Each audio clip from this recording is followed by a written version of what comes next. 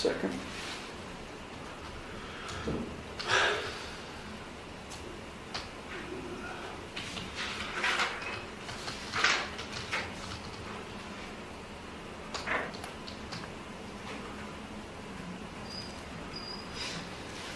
Court is on the record in City of Conneaut versus Heather Smith, case number 20.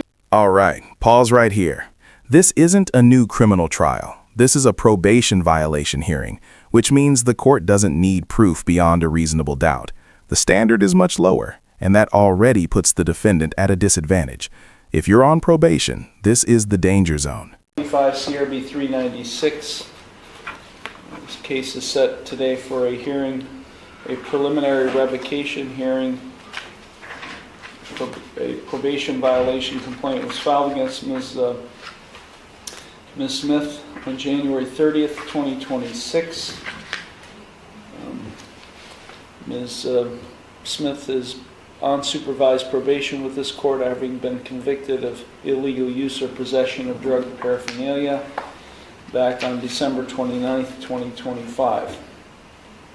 Ms. Smith was arrested on a warrant that was issued out of this court as a result of the probation violation complaint. She is appearing personally in the courtroom without counsel.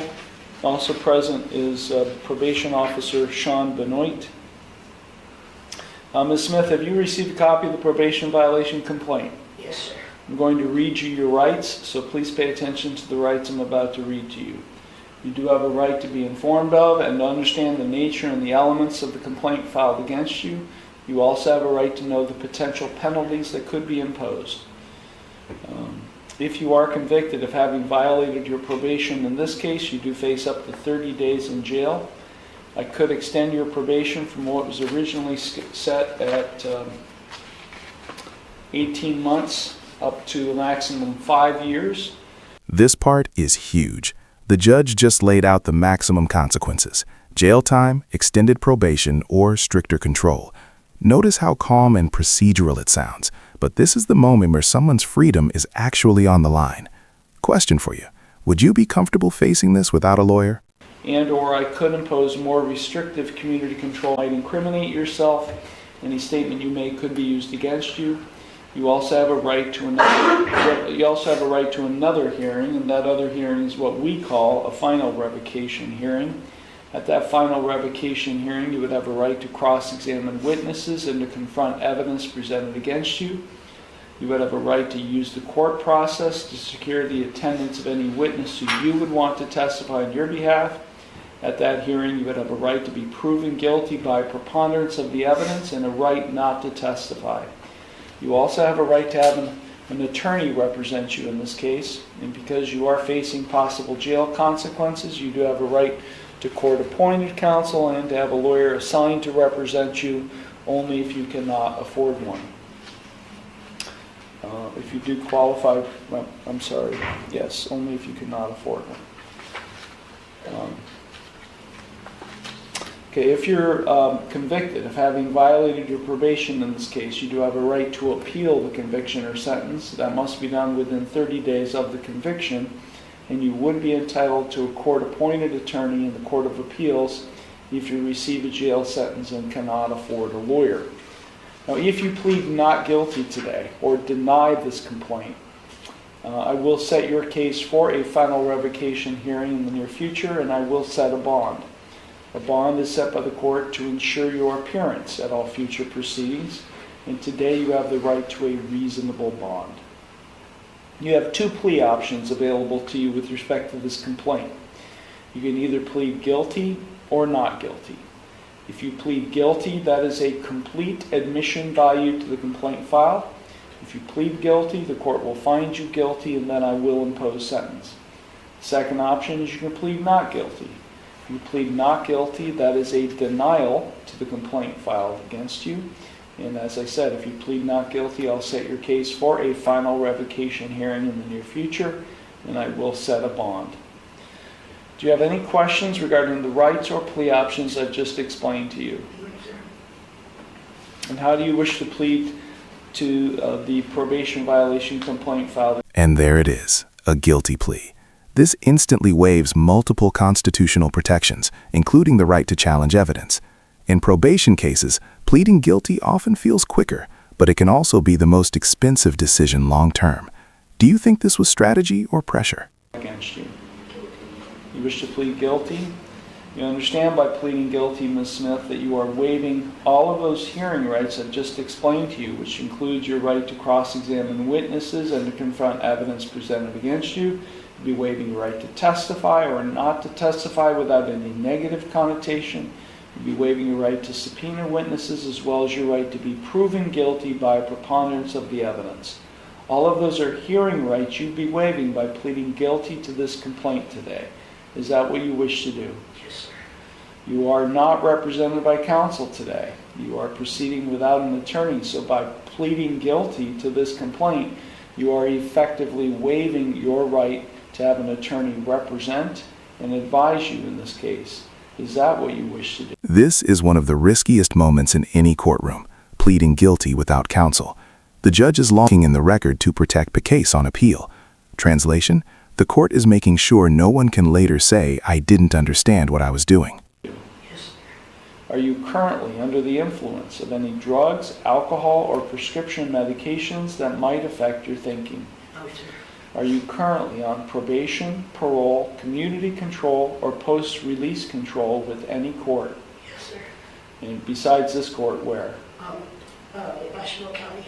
Asheville County? Yeah, that's who's Or is Asheville a municipal court? No, it's Asheville County. Okay. Okay. And officers, what's going on with the county? I spoke with probation officer Lisa S. Linger today. They're going to come escort, bring Ms. Smith up for a warrant out for 22 case CR 392.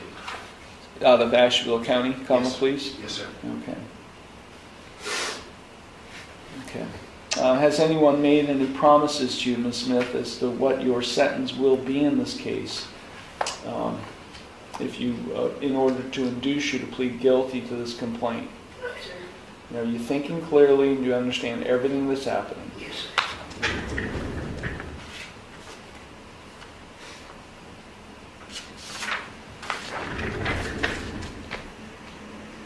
Do you read and write English for the record? Yes, sir.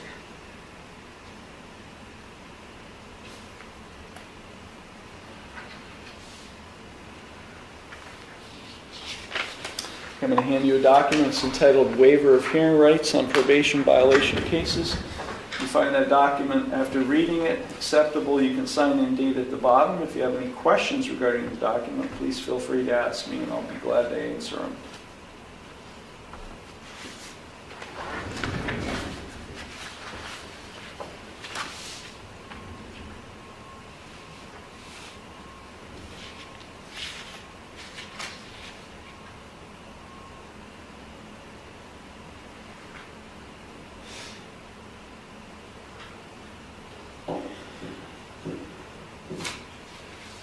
Do I say where it says defendant? Yes. Today's date is February 17th.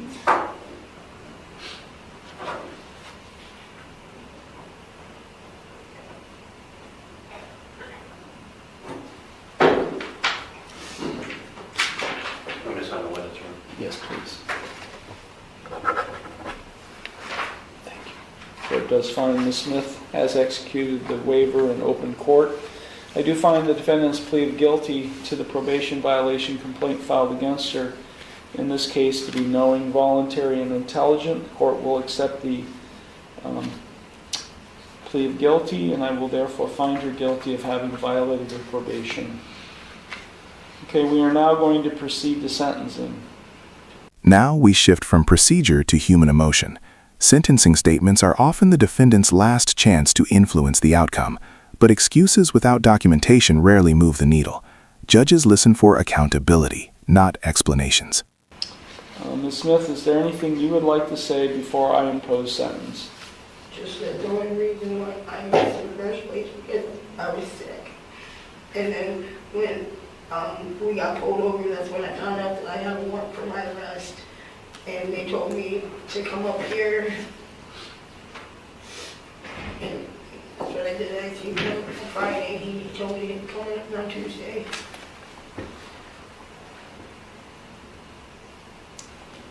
You got pulled over when? Well, it wasn't me that was driving, it was my boyfriend was driving. He got pulled over, and it was like 4 or 5 days ago, maybe 6 days ago. And then that's when I realized they told me I had a warrant for my arrest. Okay. I know you were, let's just assume you were sick and what you're telling me is true. Did you ever think when you stopped being sick that you would contact the probation department? I did call. I did not leave a message, but I did call. Why wouldn't you leave a message? Honestly, I don't know. Okay, anything else, Ms. Smith? No. Okay. Officer Benoit? Your Honor, Ms. Smith is continuously filled the report in. She had Mr. Fury call me stating she was sick at that initial appointment that she missed. I told her she still needed to come in or provide some documentation, or excuse me, I told Mr. Fury that still continuously filled the report in. OCSS sent her messages reminding her of both appointments. She didn't report it until I saw her Friday on Liberty Street, where she was observed walking eastbound with Mr. Obi Biggs. She just continuously defies the court.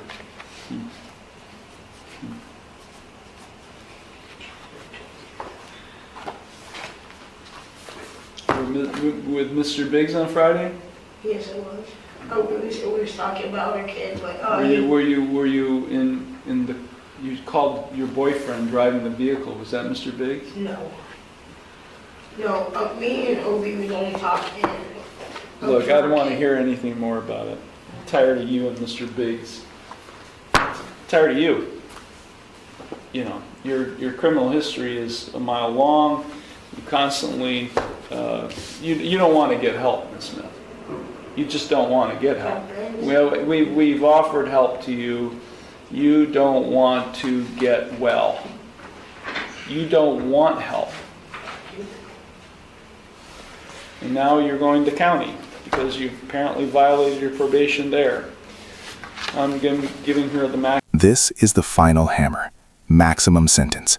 The judge isn't just punishing this violation, he's reacting to a pattern. Courts have long memories, and repeated non-compliance changes everything. Let me ask you, where do you think the system fails here?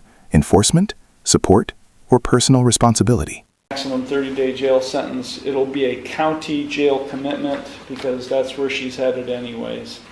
This was originally ordered as a consecutive sentence, so you do have a right to appeal. You have a right to appeal without cost. You have a right to have counsel appointed on appeal without cost. You have a right to have documents provided you necessary to file an appeal without cost, and you have a right to have a notice of appeal timely filed on your behalf.